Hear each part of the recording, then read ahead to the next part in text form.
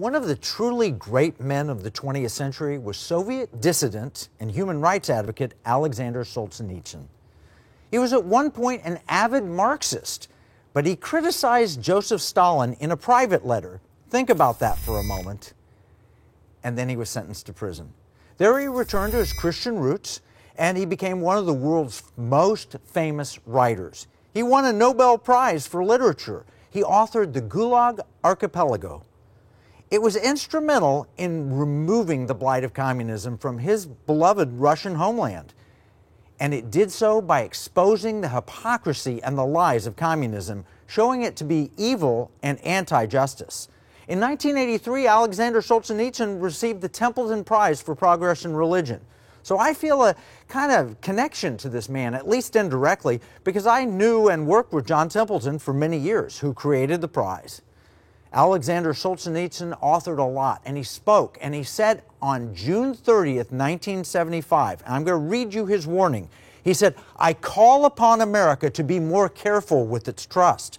Prevent those who are attempting to establish even finer legal shades of equality because of their distorted outlook, short-sightedness, and self-interest, from falsely using the struggle for peace and for social justice to lead you down a false road. They're trying to weaken you. They're trying to disarm your strong and magnificent country in the face of this fearful threat, one that has never been seen before in the history of the world. I call upon you, ordinary working men of America, do not let yourselves become weak." Now, America rose to the challenge in the 1980s and 90s, but now we're facing the same threat again, only repackaged. Solzhenitsyn stated, "If we don't know our own history, we will simply have to endure all the same mistakes, sacrifices, and absurdities all over again."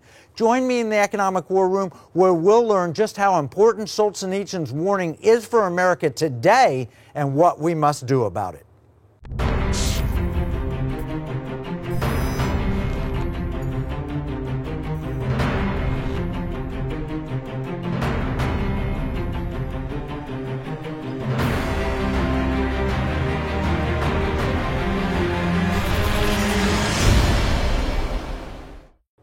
Solzhenitsyn warned the people of America not to enslave themselves. He warned that there would be agitators among us seeking to bring despotism, but disguising it as freedom and equality. In America, we have a constitution that guarantees our liberties, but that does not mean the unscrupulous radicals won't be able to sway the people or tempt them into enslaving themselves.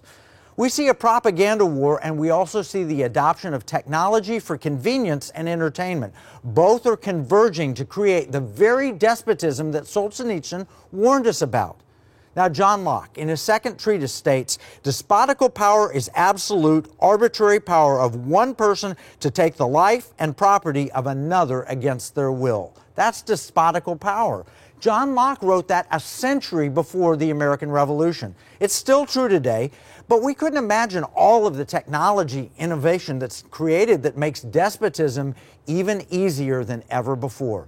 This is a new threat that's emerging, and there's another one coming. Most people don't get it, but it's as insidious as we've ever seen. We're undoubtedly early, but this could come like a thief in the night if we are unprepared. Now, I'm not sure how early we are on this threat. Remember, we were early on COVID. When we first started talking to you about COVID, there were only 60 cases in the United States and only 2 deaths when we warned in episode 76. And it was mostly in China, but our warnings were prescient.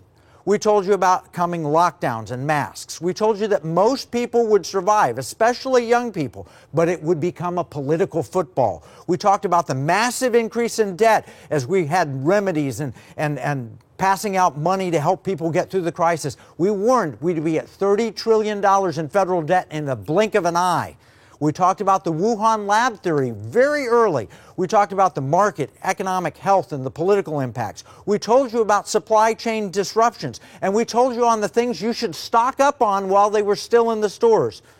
And we also warned about the media panic porn that they would use to win the election.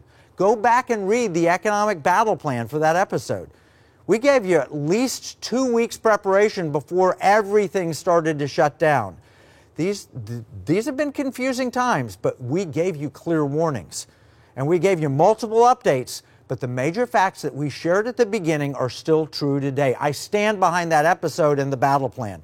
We warned you in subsequent episodes about the second order effects. We talked about oil trading at zero, negative prices, actually not zero, below zero, more than a year ago.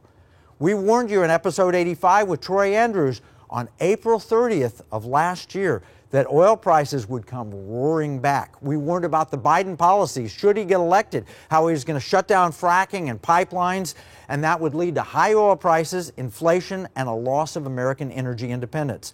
We gave you 10 months of warning and prep time for that problem. We also covered the risks of election hacking starting over 2 years ago.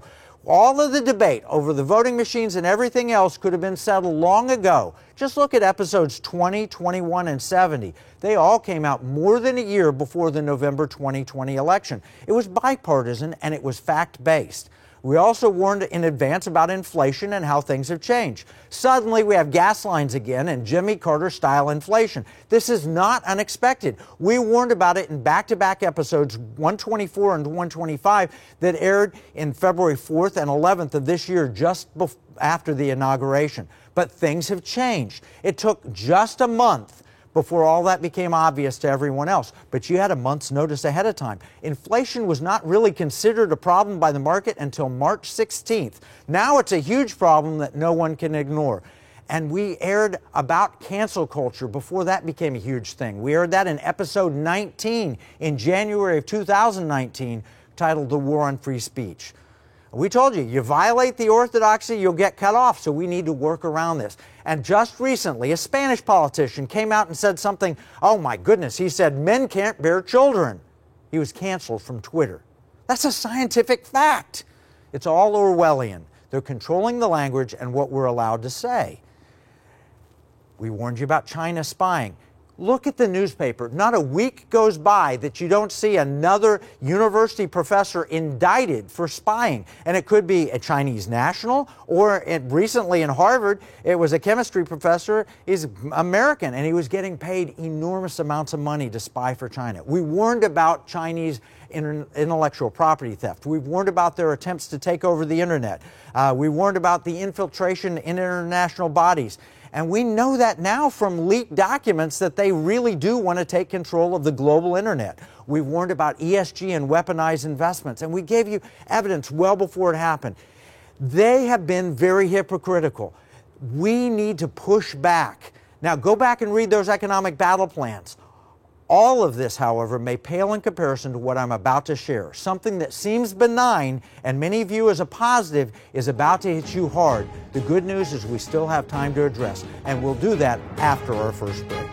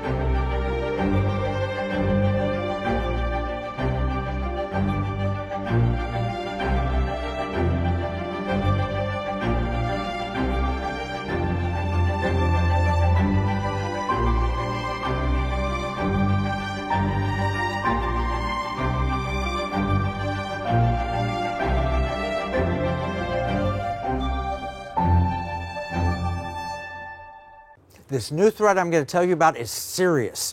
It's technology driven and it's about to ramp up. And you know what? You remember that movie Independence Day? It came out in 1996 with Will Smith and the aliens. Do you remember all the people, when the alien ships came over the major cities, all the people were looking up and cheering and waving and clapping? They were all cheering until the death ray came down and killed them all. That's about what we're going to see with this embrace of technology. If we don't have cautions to protect ourselves, this could just soon take over our lives. Social media is a good example of this. It's convenient. It's a way to keep in touch, but you become the product. They want to weaponize your communications. They want to cut you off if you say things that are wrong. And then they steal your data and they manipulate you with it. Businesses have gotten sucked in. You know, they pay for advertising on the platform, and then they say the wrong thing and get deplatformed, and they lose all of that advertising and all that money they built an audience with. And the rules are shifting constantly. There's these hidden terms of service that they'll change. There are new areas where that's going to happen, and it's going to be much worse. Think about one of these on your computer. I want you to go to the Microsoft Terms of Service for Office 365. And I'm going to read you a simple quote that they put up front. They say, to the extent necessary to provide the services to you and others, to protect you and the services, and to improve Microsoft products and services, you grant to Microsoft a worldwide, royalty-free intellectual property license to use your content, for example, to make copies of, retain, transmit, reformat, display, and distribute via communication tools your content on the services. Now, do you ever wonder what Microsoft is going to deem as hate speech? What if you type in the words on a word processor, men can't bear children? Are they watching that closely? It's creepy enough that they can look at and copy everything on your computer, which is what the terms of service say. Imagine if all your Word documents or emails were made to disappear because they said, it had content we disagree with. It's all right there in black and white. Very broad terms like if you threaten harm or if you're misleading. Well, who determines that? If you type in, I don't think COVID's a real problem, that's misleading, they cut you off. Your life is on your computer. That's bad. But what's coming is even worse. This threat is about money. Already, you know that you can be debanked. Chase just closed the business account of Dinesh D'Souza without any real warning or explanation. Now, you know Dinesh. He made films like Obama's America and Hillary's America. They were critical of leading Democrats. Guess what? He had a campaign finance violation. Yeah, he did it, but normally you get a slap on the wrist. Not Dinesh. He had to go to prison for that. Look what they've done to gun companies and what PayPal and others have closed accounts of those who express opinions contrary to the new orthodoxy. Or Venmo, when people were trying to send money to Palestinians for relief with all this going on in Gaza, they cut them off if they disagree with you. But at least in these cases, you can take the money out. It's your money. One of the attractions of Bitcoin and other cryptocurrencies is that you're anonymous. It's a place to put your money and nobody really knows that it's yours. There's a problem. Yeah, it's vulnerable. They can tax it, and they're working on that right now. And every time you do a transaction, it could be a capital gain or loss. Governments are wary of Bitcoin. China has cracked down recently on Bitcoin, and they dropped the prices from $60,000 for a Bitcoin to $30,000. Boom, like that, because China says we're going to crack down on mining. Governments are wary of Bitcoin. Some people believe that the main reason for any crackdown is to stop competition to government money. But what I'm going to tell you about is even worse than that. China is developing a cryptocurrency, and the Federal Reserve is pushing for a digitized currency as well. Now, it sounds good. It'd be convenient. It's modern. It's sophisticated. We told you about Ant Group and Alibaba. We discussed that in episode 107. We talk about how China wants to use their new digital yuan in the Belt and Road Initiative. And they want to displace the U.S. dollar, and that's part of it. Part of it is they want the tracking capability of this currency and the data capture. Really, they're looking for control. What if the government sanctioned a currency, but they only allowed you to use it in certain ways? So you get this new cryptocurrency from China, and they say, yeah, okay, it's your money, but you can only use it in this location. And they say, outside of 10 miles from your home, you're not allowed to use it. That way they could control you and keep you at home. It'd be a new form of lockdown without a government mandate. Or what if they said you can only use it to buy certain foods because you're obese and you need to only eat healthy foods? So we won't. You think I'm exaggerating? Do you remember Mike Bloomberg's plan as mayor to say you can only have this much soda, you can't have this much? That is absolutely the level of control they want. And if they control a cryptocurrency and you have that money, you can only use it the way that they approve. What if they say you can only buy an electric card, not a gasoline-powered card? Or what if they say, this retailer that we're talking to here, we don't like what they do, so you can't buy from that retailer, but you can buy from this. The level of control is astounding. Or what if they say, we're going to put expiration dates on your money to force you to spend it now, or we're going to freeze it so you can't spend it now? They're looking for total economic control. What if they tax you at will? Just make certain money disappear or move it to another account. Remember the golden rule? He who has the gold makes the rules. Not in this case. He who controls the currency makes the rules. We have a war on cash, and it's accelerating. Here's a good example. A friend of a friend was working in Beijing. He said, "That's the same. I'm working in Beijing, same as working in New York. I go to work, they pay me, I go out for drinks with my friends." That was true until one day on his way to dinner, he happened to jaywalk. Just walked across the street. His camera took a picture of him. They sent him on his phone. He noticed immediately that he jaywalked. They took the fine straight out of his account. That's the level of control we're talking about.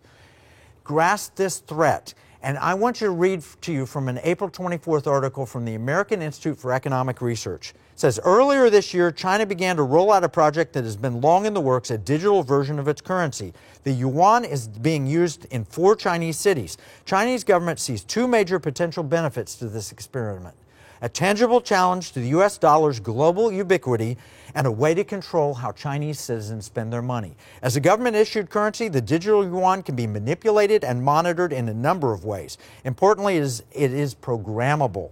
The Wall Street Journal writes, Beijing has tested expiration dates to encourage users to spend it quickly for times when the economy needs a jumpstart. This sounds like a government's dream and a citizen's nightmare. Bureaucrats long wanted control like this. They can fine-tune the economy, reward good behavior, punish bad, tax at will, create money at will, replace currency, and wipe out the black market. Remember gold confiscation? In this country in the 1930s, they said you can't own gold. This is the mark of the beast type stuff. You can't buy or sell without the government's permission. Now let me read some more from the article on weaponizable money by Peter Earle. A state determining that its populace is insufficiently supportive of a military campaign may decide that hardships are not being sufficiently shared. Sudden, unannounced attack on bank balances resulting in immediate loss of purchasing power could be imposed to align your interests.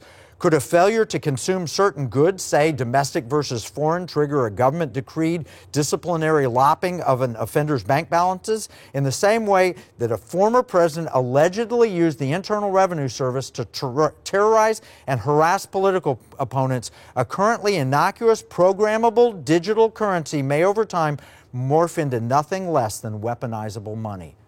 They can reward or punish more than behavior. They can say wrong think versus right think. More than being deplatformed, they can literally take your money away. Remember, Solzhenitsyn was sent to the Gulag for things that he wrote in a private letter. There was no expensive incarceration here. You just shut down the people's money to punish them. And for tracking, we require ID for almost everything, except voting, of course. You wouldn't be able to buy or sell until you could prove that that money in your account was yours with an ID. Unless you think this is China only, let me read further. Unfortunately, this endeavor may not be an isolated experiment for much longer. Already, officials with the Federal Reserve are engaging in research to build and test a digital dollar. Central bankers the world over, in fact, are signaling increased openness to experimental policy initiatives. Programmable currency will not serve the liberty-minded citizen. It really benefits the programmers. Venmo block payments to the Gaza Strip. They can block anything you want to spend or do. But there's hope. This does not have to be inevitable. We're going to take a break. When we come back, we'll share some really innovative solutions. We have to work together and weaponize our money before they turn it to use it against us.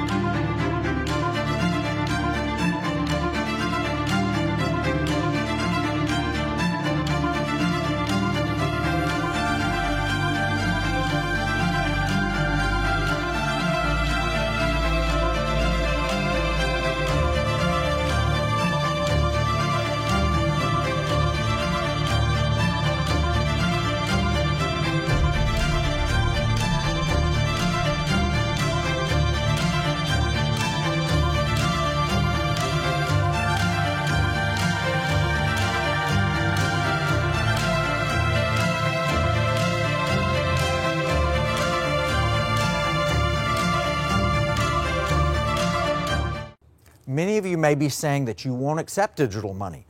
I doubt that. because it's going to start with a free government handout, like the next round of stimulus. You might get your tax refund that way, so you'll be quick to open an account.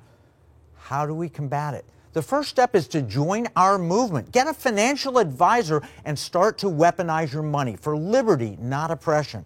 We must all hang together, or we may hang separately. And you're going to need a financial advisor for what's coming. It's going to get complex and challenging. And a good financial advisor can help you weaponize your money before it's weaponized against you. 3 things you can do with your money: spend it, give it, invest it. If it's just you, you've already lost. Now, I spent time in Washington, D.C. I've spoken with members of Congress and senators, and they always ask me, how many people do you represent and how much money? You know, it shouldn't matter. If one person and a single dollar have the right solution and the truth, they should listen. Individual liberty should matter.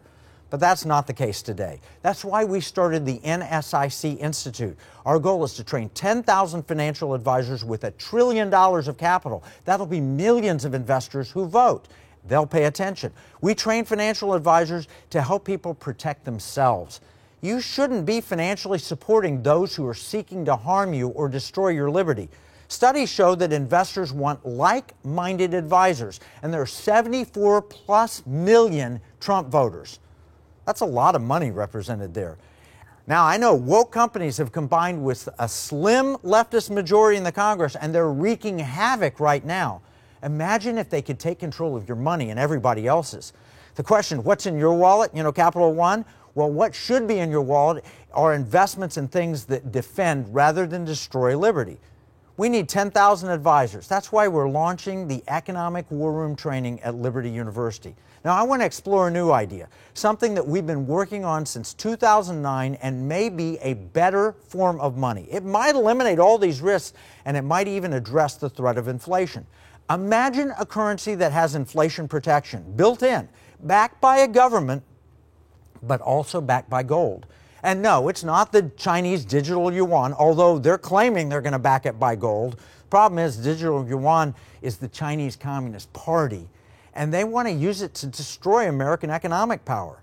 What if the government I'm talking about is pro-America? And what if the Constitution allowed for this new currency? I'm going to read from my pocket Constitution here, Article 1, Section 10. It says, no state shall coin money or make anything but gold and silver coin a tender in payment of debts. So we've started something. I worked with the state of Utah, and I helped them on the Fiscal Risk Commission. And one of those guys is Ken Ivory, who is a state representative. And they passed the 2011 Utah Legal Tender Act. And they gave me this. It's got a 1 ounce silver, .999 pure silver coin that is legal tender in the state of Utah. And this is commemorative plaque number 1 of 80, and it shows the governor signing the bill. That is an incredible thing that they did to bring back the constitutional money. But what we're doing in Texas is the next step. We started the Texas Bullion Depository. And it was started by my state representative, Giovanni Cabriglione. After he read my book, Secret Weapon, they got it passed. Here's the full plan. And I wrote about that in my book, Game Plan. What if you could take your gold and silver and deposit it in Texas? Or give us cash in U.S. dollar form, a Federal Reserve note, buy gold, Texas stores it for you. Then we create digital coins, like a Bitcoin, but it's tied to your deposits. There'd be no privacy violations. We would only keep track of the amounts, and you could spend it like you would a debit card. That solves most of the problems. This would be good money. We need one more thing. We need an IRS letter that the federal government will not tax capital gains or losses as they do with actual gold and silver, and they should not be allowed to. By the way, they're taxing Bitcoin the same way. Every time you do a Bitcoin transaction, you have a gain or loss, and you have to pay tax on it and keep track of it. But if it's Texas-issued money, according to the Constitution of the United States, there is no way they should be able to tax it. And we either need the IRS to admit it, or we need to take it to the Supreme Court and force them to admit it. This would be constitutional money. And other states, I guarantee you, would follow suit, or they would just adopt the Texas approach. This is more constitutional than Federal Reserve notes. money would flood in from around the world. They would trust Texas. They would trust gold. They would trust the technology. It's infinitely divisible because you could have a fraction of an ounce of gold represented, and it would be more trusted than a digital yuan. You know, they're claiming that they're going to back that with gold, but there are reports of gold-painted bars painted with gold paint that they're claiming are gold. Can you trust Communist China? We want to set a standard that the Federal Reserve would have to beat. Now, according to the Federal Reserve, there are three functions of money. It's a store of value, it's a unit of account, and it's a medium of exchange. Now, I want to add the fourth one, which is it's stable. We got to have some degree of stability. Bitcoin is great on the first three, but you know, Bitcoin goes from pennies to $60,000 for a coin and then drops to $30,000 in a few weeks. I mean, that is not the most stable currency. And so what we need to do is for Texas to adopt this plan in full and then push the IRS for a ruling or begin a lawsuit.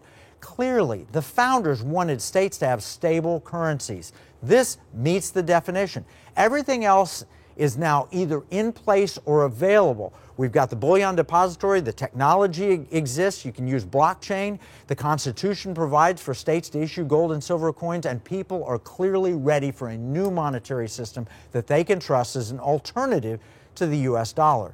Now, there's going to be political opposition. Lots of people make lots of money from the current system, but the will for change is strong.